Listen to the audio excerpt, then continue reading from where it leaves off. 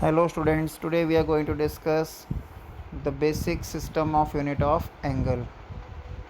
So first of all, if we see what is angle, angle is degree of rotation of one ray with respect to another.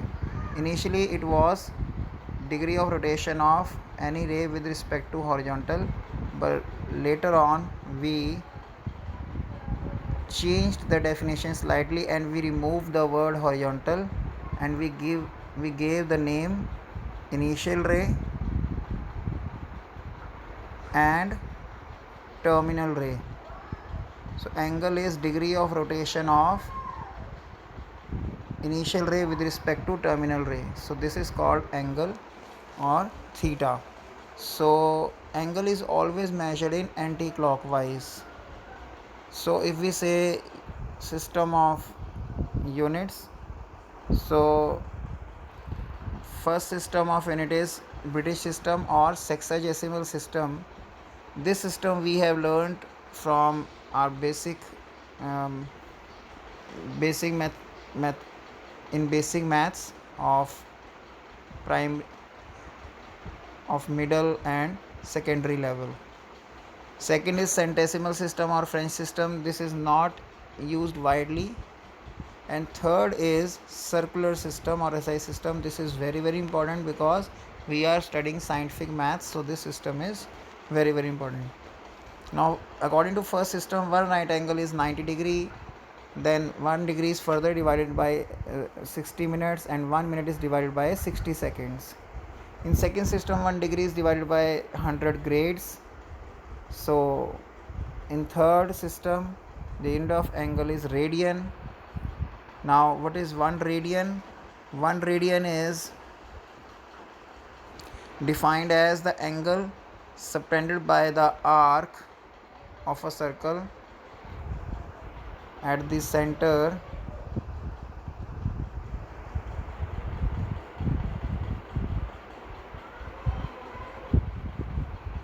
angle subtended by the arc at the center. Important thing is that the length of arc is equals to radius of circle. So 1 radian angle is that angle which is subtended by the arc at the center whose length is equal to radius of circle. Symbol, if we talk about, then this small circle, this is called degree. This is the symbol which you are familiar with, and this small c stands for circular. So this means angle is in radian. So this is read as 60 degree and this is read as 60 radian. Now first and third system, that means British system and SI system, are very common in the world, so it's very important to find their the relationship between first and third symbol. So what we are going to do, like if there are two arcs of circle with their respective angle theta 1 theta 2 at the center, then we can say their length is proportional to the angle subtended by them. So that means L1 by L2 is equal to theta 1 by theta 2. Now if we apply this result in two arcs where one arc is having length is equal to radius of the circle and second arc is circle itself, so we can say L1 is r and second is circle, that its perimeter is 2 pi r. So L1 is subtending angle 1 radian, whereas L2 is subtending angle 360 degree at the center. So that r upon 2 pi equal to 1 radian upon 360 degree. After cancelling and simplification, we will write pi radian is equal to 180 degree. So this is equivalent to like 1 kg is equal to 1000 gram.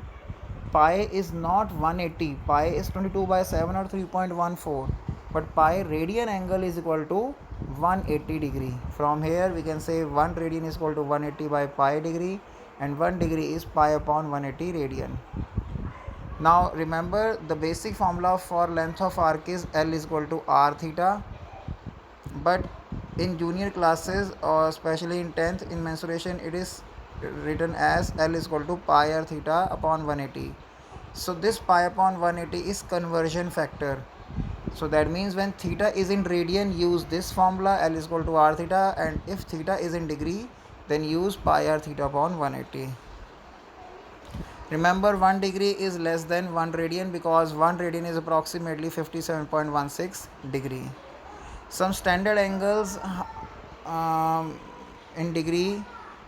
So let us see how they change in radian. Like 0 degree remains same, 15 degree is pi by 12, 30 degree is pi by 6.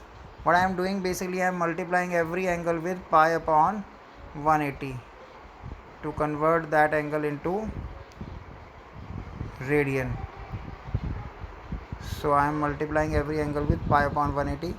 Similarly, 45 degree pi by 4 radian, 60 degree pi by 3, 75 5 pi by 12, 90 degree pi by 2, 120 degree 2 pi by 3, 150 degree 5 pi by 6, 180 pi radian, 210 7 pi by 6, 225 5 pi by 4, 270 3 pi 2, 300 5 pi by 3, 330 11 pi by 6, and 360 as 2 pi. So these are some basic standard angle which are changing its value from degree to radian. So that's it. That's all for today. Take care. Have a nice day. Thank you.